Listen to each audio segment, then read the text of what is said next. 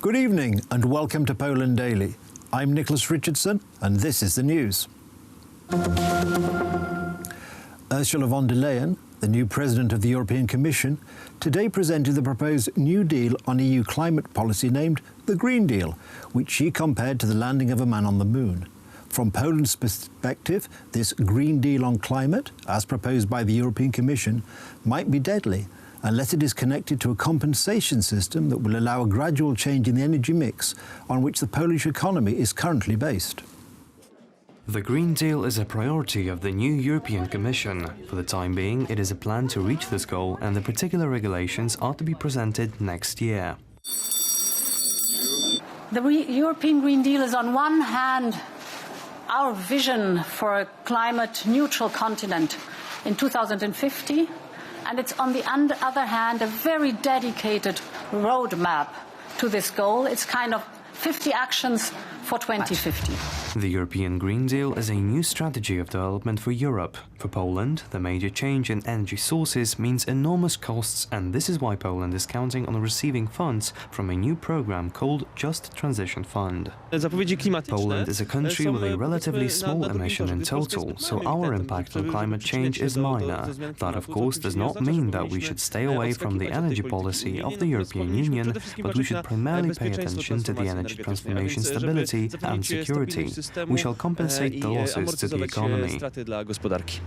In order to get acceptance for the European Green Deal program from the coal-dependent countries, for which such a move would be costly, the EU Commission proposed the creation of a Just Transition Fund. It is planned to be in the amount of 100 billion euros. In the meantime, experts say that the coal is a basic source of energy for the Polish economy and for individual consumers. Low price of energy equals to the competitiveness of Polish economy, and forcing the change too quickly, as suggested by the European Commission, might require more time than Brussels wants. Tomorrow's general election in the UK will be a great test for all the British political parties. However, Prime Minister Boris Johnson and his Conservative Party face the greatest challenge. Johnson called the election to break the parliamentary deadlock over Brexit. Tomorrow, in the first December election since 1924, voters will decide whether or not they will give the Prime Minister the mandate he seeks to finalise Brexit on the terms of his deal. On the final day before the parliamentary elections in the United Kingdom, the political campaign is at its peak. Recent polls suggest a victory for the Conservative Party, but a Tory victory is not certain. Party leaders are head-to-head in last-minute attempts to attract undecided voters. Some speak at rallies, others bake cake. This is the oven-ready pie. This is the get Brexit done. This is the perfect metaphor for what we're going to do in the run-up to Christmas. If we can get a working majority, we have a deal. It's ready to go. You saw how easy it is. We put it in, slam it in the oven, take it out. There it is. Get Brexit done. Take the country forward. Unite and level up.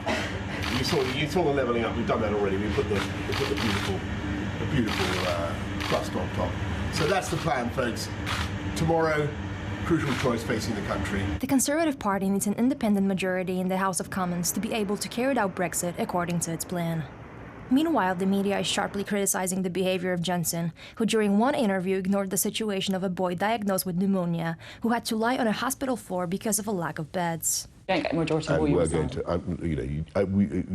if you don't mind, Sophie, what I'm going to do is concentrate on the 5 days before us, because that is what I think the people of this country would expect. We've got a very short time to get our message across. It's a message of hope. As the campaign ends, the leaders of all parties are mobilizing their supporters. But this election is really about a choice. Tomorrow, the people all across the UK will go to vote, and they have a choice. They can elect a government that they can trust. They can elect a government that will eliminate child poverty across Britain. Whether or not a Boris Johnson supporting Conservative MP is elected or a Liberal Democrat MP is elected will depend on what Labour supporters decide to do in those seats. They've got that choice in their hands, and in those areas where it is very close and where people are getting the Lib Dem leaflets, they need to vote Lib Dem to stop Boris Johnson. If we hadn't set the Brexit party up, Mrs May would still be Prime Minister. Brexit will be stuck in the weeds, and a second referendum, I think, would be virtually upon us by now. So I'm very pleased that we did reset the political agenda earlier this year in a very dramatic way. And we have dragged the Tory party kicking and screaming. In order to be certain of gaining an independent majority, the Conservatives must obtain over 40% of the votes, as well as a 10-point poll lead over the Labour Party. If this happens, Boris Johnson will be able to finalize Brexit by the end of January 2020 on the terms of the deal which the House of Commons approved. US President Donald Trump has once again described the impeachment procedure against him as a witch hunt. According to the president, the Democrats who are demanding his resignation are beginning now to regret starting this process. During a meeting with voters in Hershey, Pennsylvania on Tuesday, Trump described this as the weakest impeachment ever. The investigative committees of the House have been engaged in an impeachment inquiry into President Donald Trump's efforts to solicit foreign interference in the 2020 elections, efforts that compromised our national security and threatened the integrity of our elections. Throughout this inquiry, he has attempted to conceal the evidence from Congress and from the American people. Our president holds the ultimate public trust. When he betrays that trust and puts himself before country, he endangers the Constitution, he endangers our democracy, and he endangers our national security.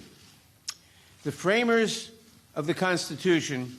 Yesterday, the Justice Department's Inspector General released a report detailing the outrageous, scandalous, and unprecedented abuses of power. I'll tell you, law enforcement's so great. That particular guy wanted to be so politically correct. Oh. We don't want to be politically correct.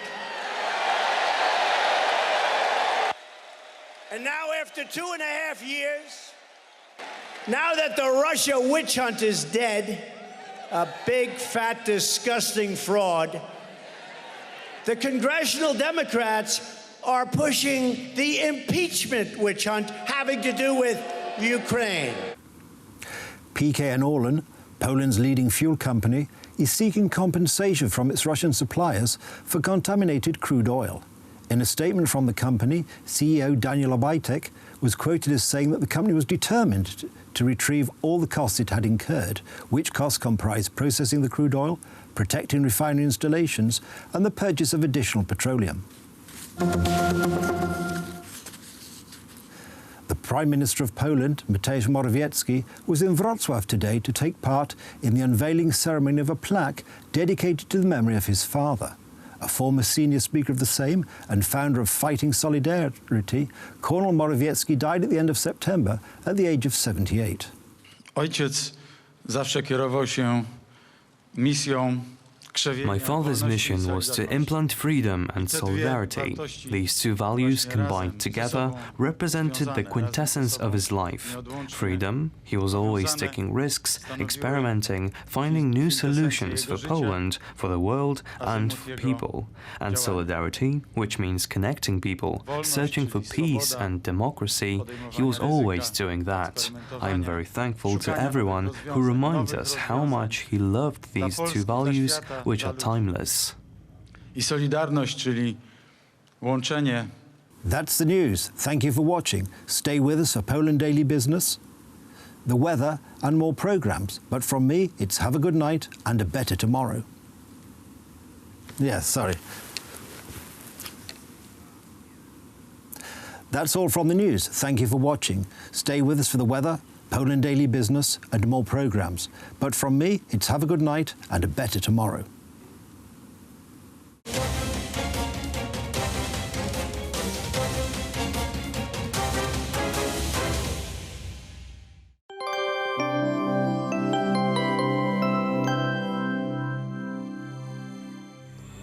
Hello and welcome to Poland Daily Weather. The forecast for tonight calls for a fairly cool evening. The only city to see temperatures above zero will be Szczecin, where we can expect freezing rain. The rest of the country can expect to see partly cloudy and cloudy skies, and the temperatures will vary from 1 below to 5 below zero.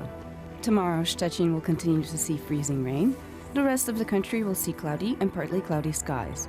The warmest spot on the map will be Rzeszów at 2 degrees, while the coldest will be Olsztyn at 1 degree below zero. The next 3 days will see a drop in the air pressure, and we can expect more rain and freezing rain. By Sunday, the front will move towards the east, and we can expect mostly partly cloudy skies throughout the country. That is all for now. I thank you for joining us, and I invite you to stay with us for Poland Daily Business.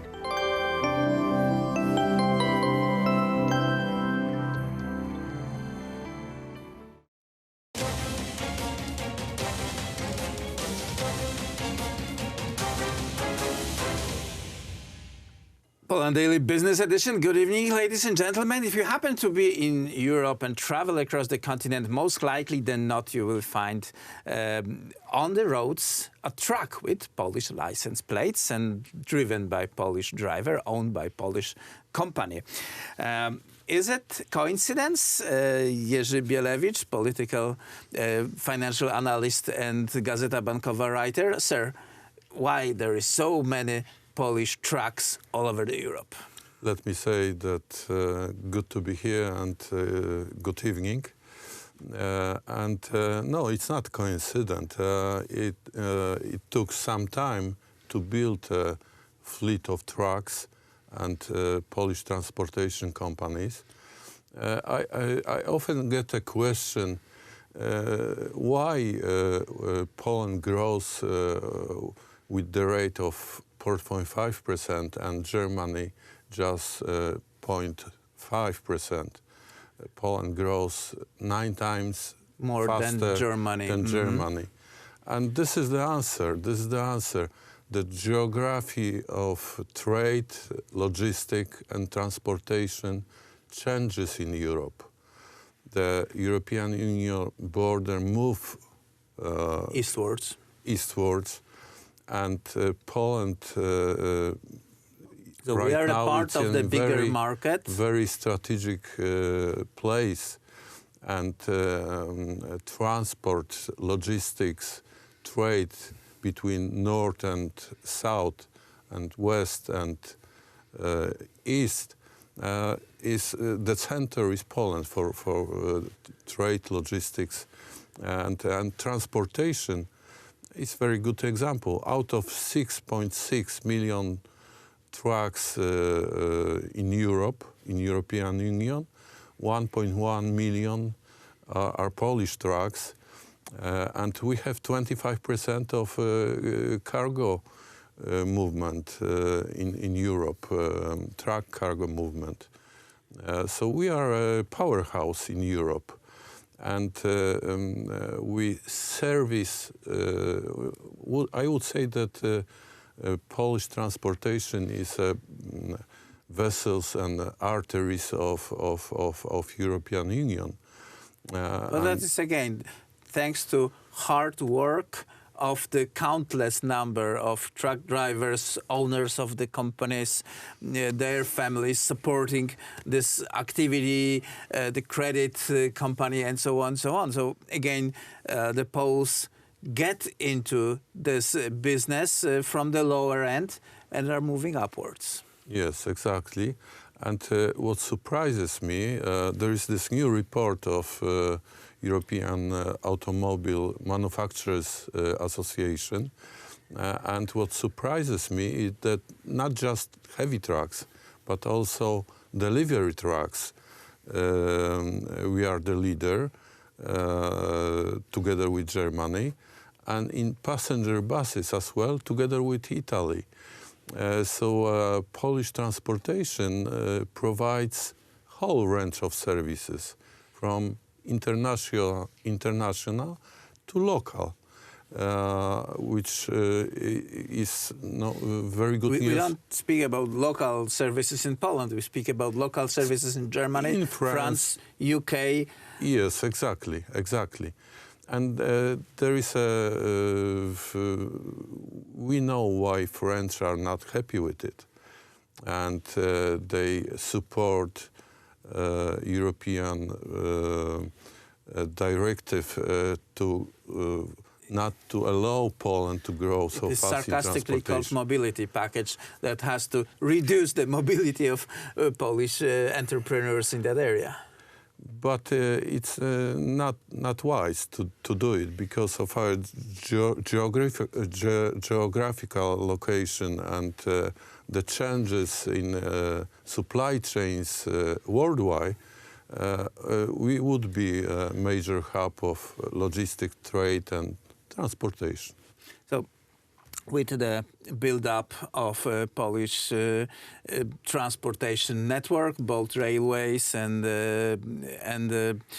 highways, as well as air transportation. Yes, This is the destiny. This is the logic that drives the growth in Poland and in Central Europe. That's why the idea of Three Seas initiative, and that's why other countries in our region have a very good economic growth. By the way, it's a very, very important time for Poland because we are trying to catch up with demand. For example, our seaports, the good movements is growing at the pace of double digit right now. Delivering 10% the world trade is going down, but deliveries through Polish ports, both sea and land, are growing with a double pace. We should talk about that more. Unfortunately, our time's up this time. Very interesting developments on the logistical scale of Europe, and Poland is a center and hub of it, and will benefit through that major movement on the sea. It's good for Poland and it's good for European Union. Jerzy Bielewicz, thank you very much for this Thank show. you very much. And that was it for tonight's Poland Daily Business.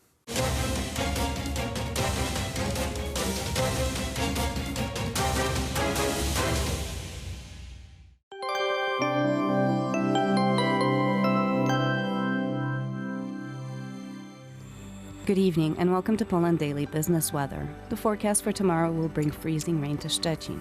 The rest of the country will see partly cloudy and cloudy skies.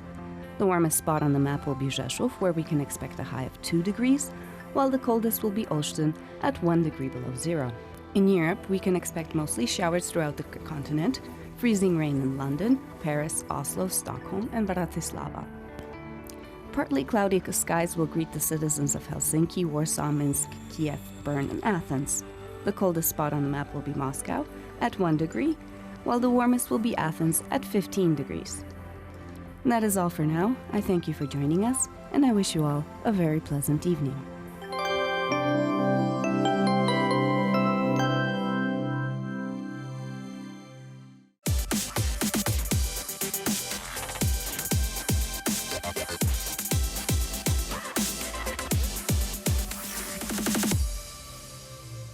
Good day, everyone. My name is Maria Kądzielska, and welcome to Poland Daily Culture. In this series of programs, I'll be talking to Julia Gintrowska, daughter of the noted Polish songwriter and singer Przemysław Gintrowski. Julia, thank you for being with us. Hi, thank you. It's a pleasure.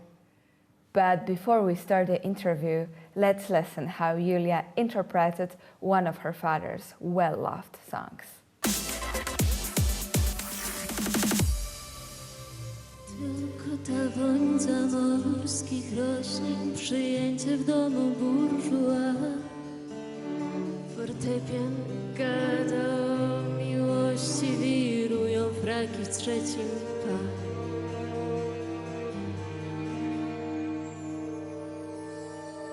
Bardzo naiwna Francja, smętna, szelest krinolim, wachlarz min.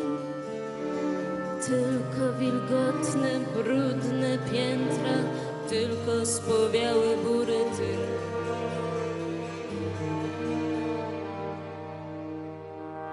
Tylko słoneczne sny kochanków, coraz jaśniejsze z każdym dniem. Paryski bulwar o poranku nad przerażonym miastem knie.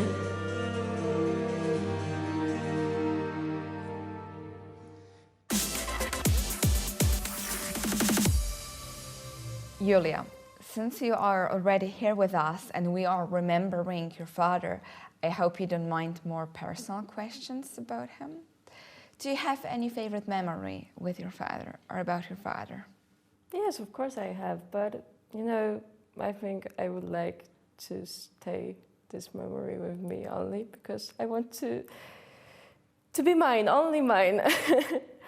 Yeah, but he was very fantastic person, very interesting. He always had his opinion, but you know, I was a little bit of father's daughter. I know that he really, really loved me. For him, family was one of the most important things.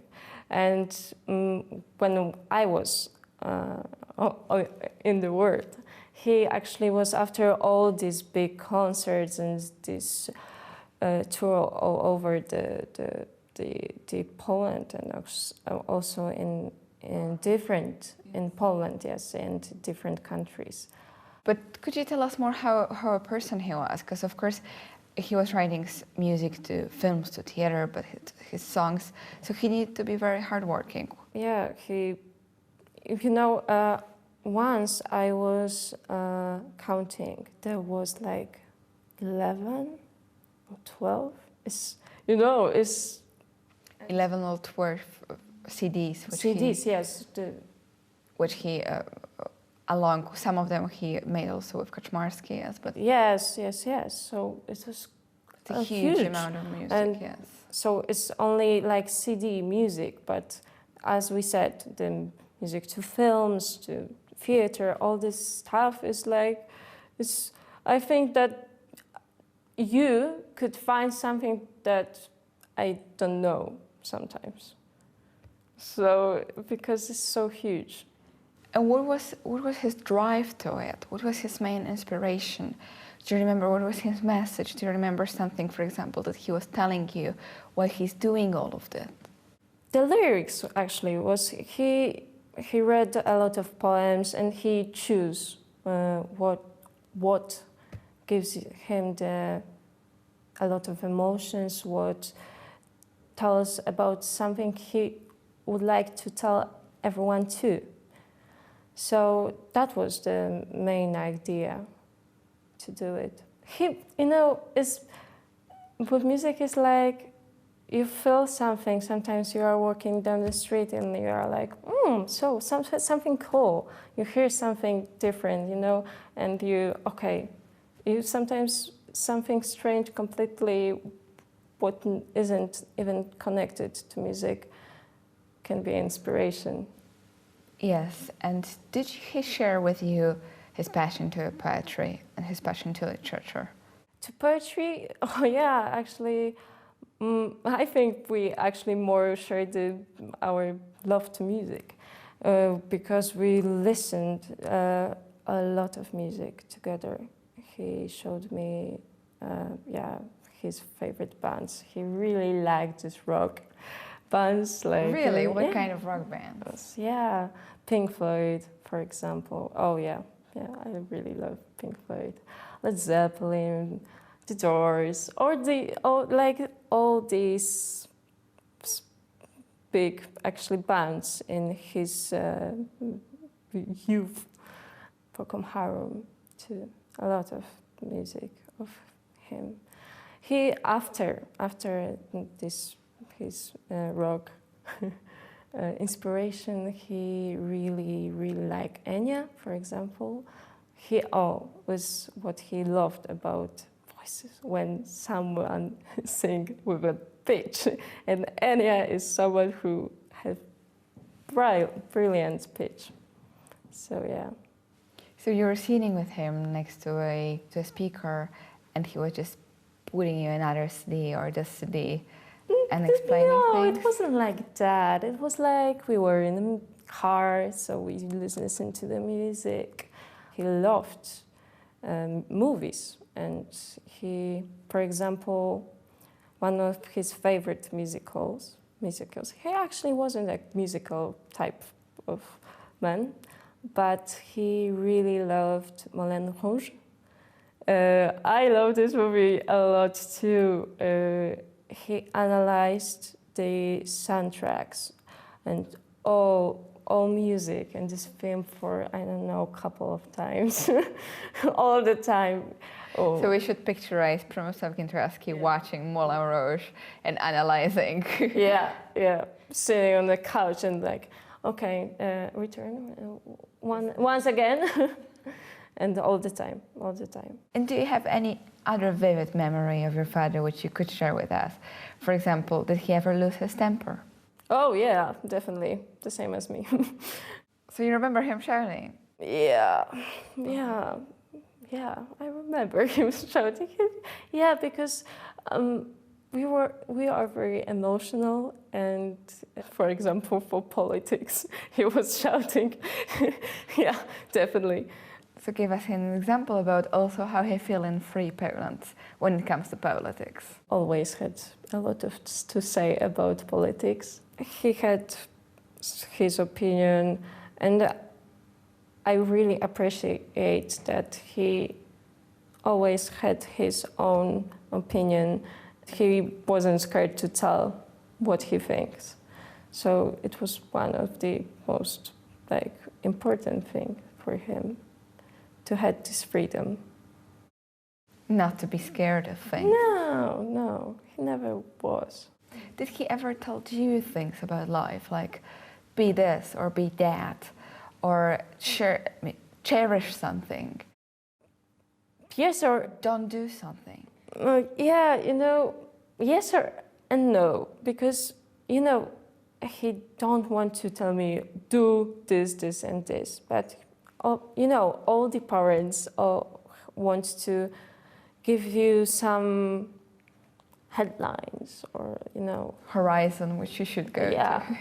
The first thing in my family is, if you want to be in the music industry, you have to write music or lyrics.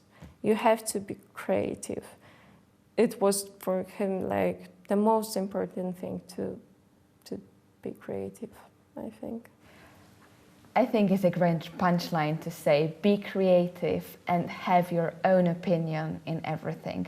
2 messages from Przemysław Gintrowski. And thank you for watching Poland Daily Culture.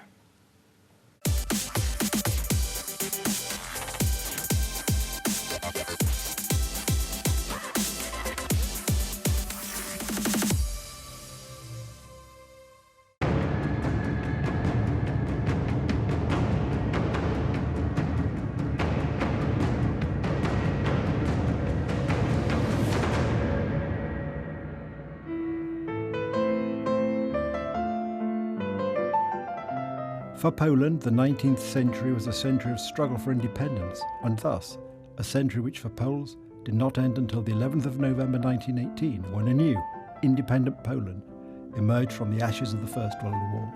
This is the story of how the 1905 revolution led, as those of 1830 and 1863 had not, to independence and of the emergence of Józef Pilsudski as the leader of a reborn Poland. For Poland, the 19th century was a century of struggle for independence, and thus a century which for Poles did not end until the 11th of November 1918, when a new, independent Poland emerged from the ashes of the First World War.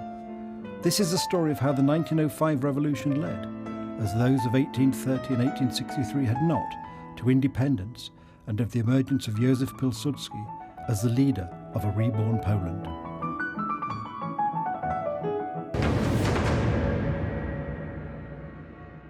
Welcome to Poland Daily History with me, Nicholas Richardson. And we're continuing our series of looking at all things rebellious and revolutionary. We started with the 1830 revolution in Poland, the uprising. We then went on to the 1863 uprising. And now we're going to start with the 1905 revolution in Russia, which led on to a series of events, ultimately, at the end of the First World War, seeing the re-emergence of Poland as an independent country. And I'm joined in the studio by our resident expert, Dominik Szczęsny-Kostanecki. Dominik, welcome. Position of the Russian worker was much worse, even I would say, than that described by Dickens in Hard Times, in England back in the day. Yes. Besides, this is, over half a century later.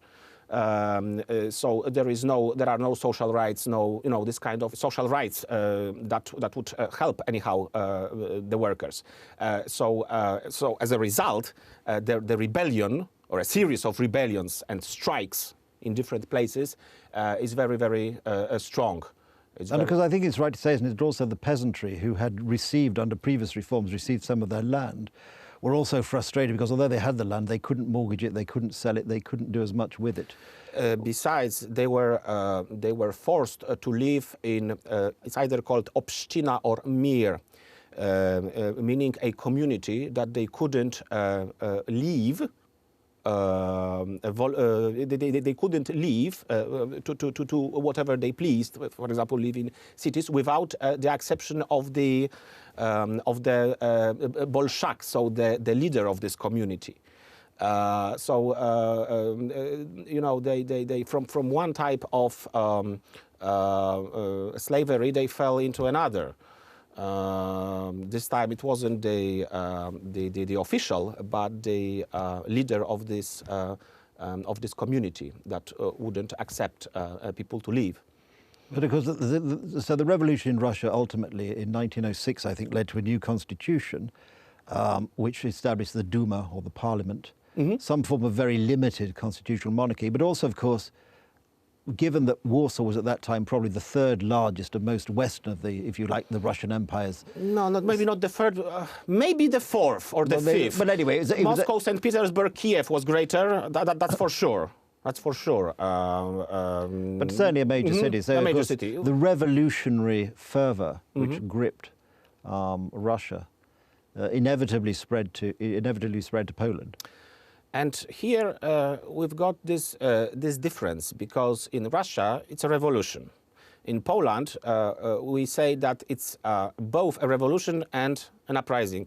Sometimes it's called.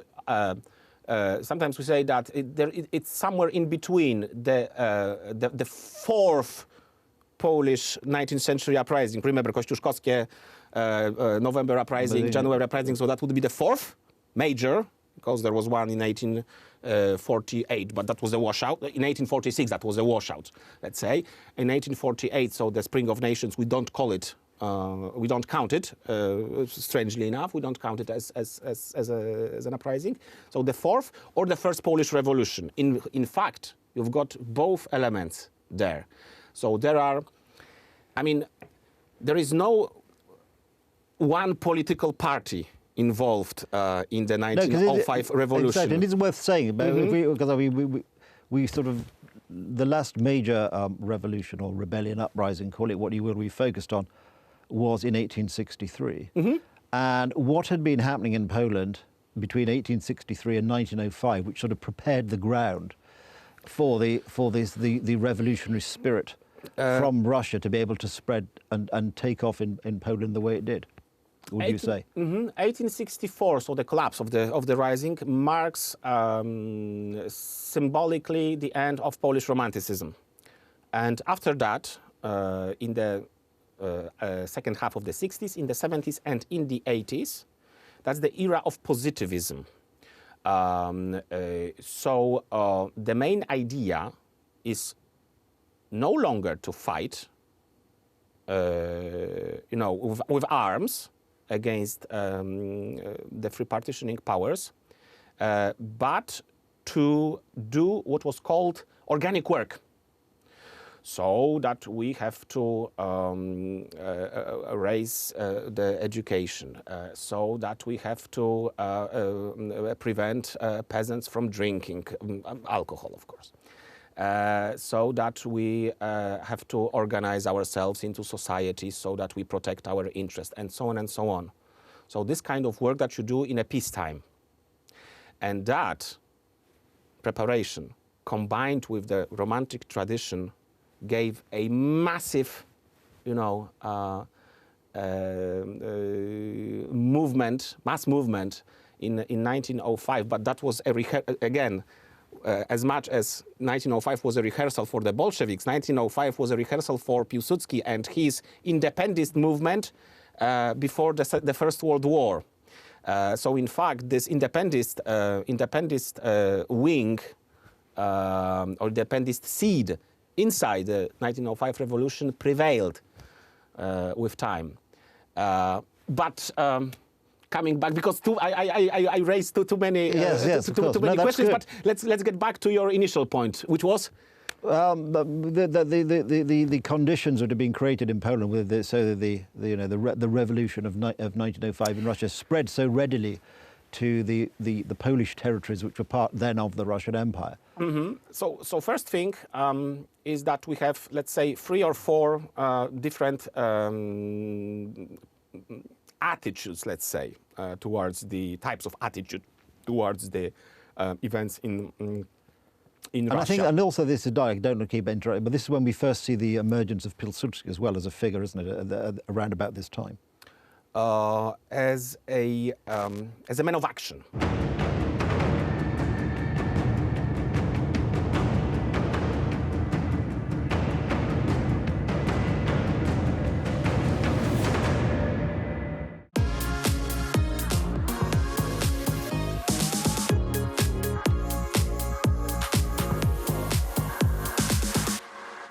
Hello everybody and welcome to Poland Daily Travel. You can hear the bells.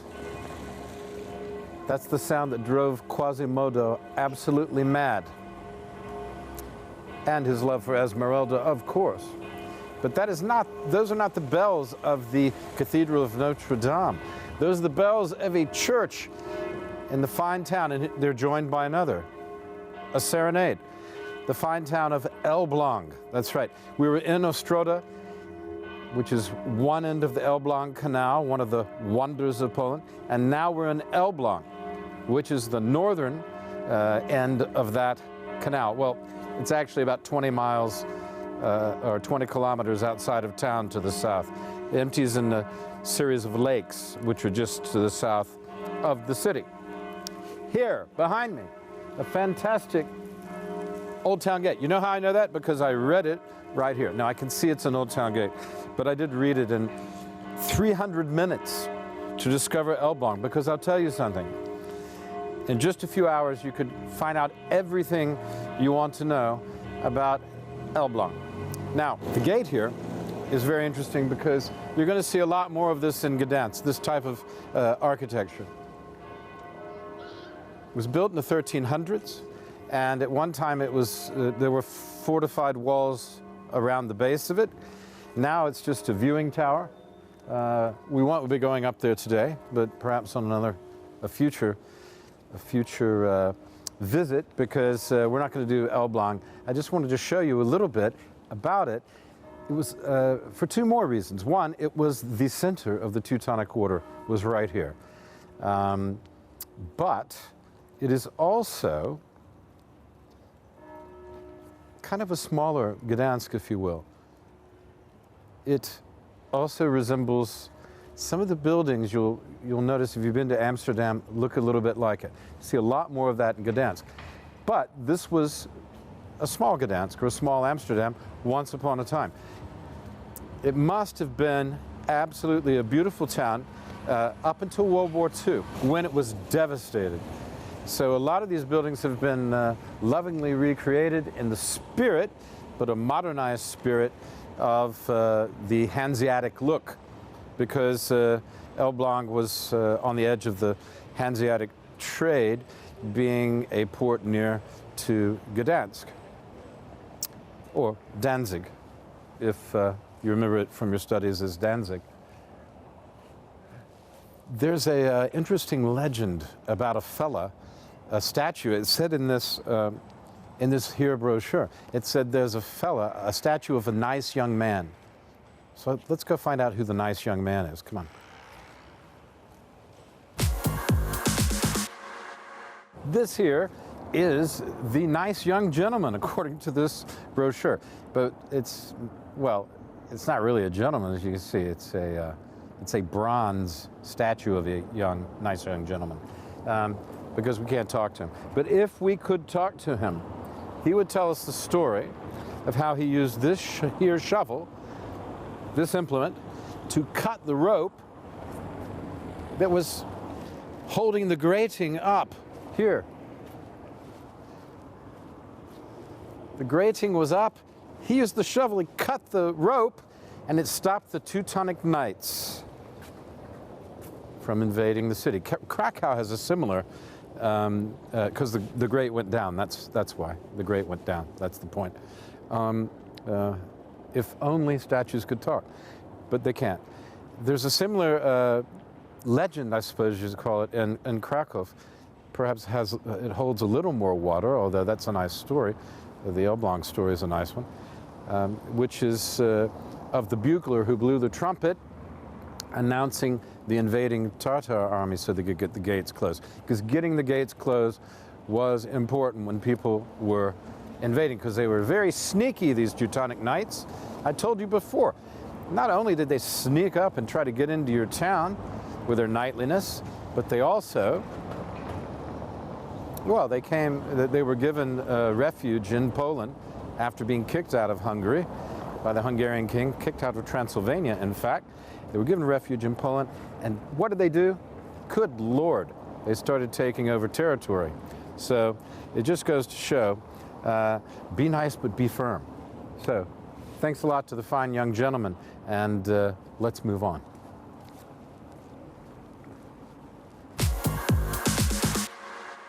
Well, we were walking by and we just couldn't help but stop and admire this Rolls-Royce of communism. I mean, this is a fine example of a car that was produced in the German Democratic Republic, I think they called it, which is a good name for it. It describes nothing about it. But at any rate, this is called a Trabant. It's been redone a little bit. The wheels, Trabant, an actual Trabant, in its earlier state, never saw wheels like that. And somebody's put a little custom steering wheel in it, and there you have it. But this is an exceptional little automobile. It's exceptional for its complete awfulness. It had a tiny sort of lawnmower type engine, and it put-putted out the most noxious smoke that you've ever smelled in your life. It's a complete bag of bolts. But in retrospect, there's still something kind of pretty about it, isn't there? But anyway, and look at its sad eyes. Look at those sad Trabant eyes. It's supplemented with its bifocal extra pair of fog light eyes now. But there you are, the Trabant. Oh, there it is, see? Ba-bam. What a beautiful, and this is a two-tone one. This is the sport version of the Trabant. A beautiful car, a fine East German product, and possibly the worst car ever made, if not close to it. So feast your eyes.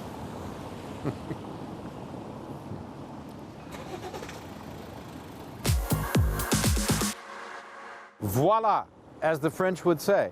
They don't say it much in Poland, but perhaps they should try it. Here it is, the St. Nicholas Cathedral. No visit to Elbląg would be complete without having a look at this cathedral. It's 100 meters tall, the bell tower. I thought you might like to know. So it's about as long as football field from the base to the top. And it just gives you some idea of how rich this town must have been to have a building like that, built in that solid style. This would have cost a pretty penny back in the 13th century when it was first constructed. So this is quite a monument. And you can see it's been lovingly restored again after the war. Then you can see on both sides what would have been modernized Hanseatic type buildings, of which, as I've said before, we'll see a lot of these in Gdansk, this sort of Amsterdam look. The whole city was like this, the whole town was like this at one point, but sadly we have not the original, but the restored version. It still looks nice, but not quite the same, not quite the same.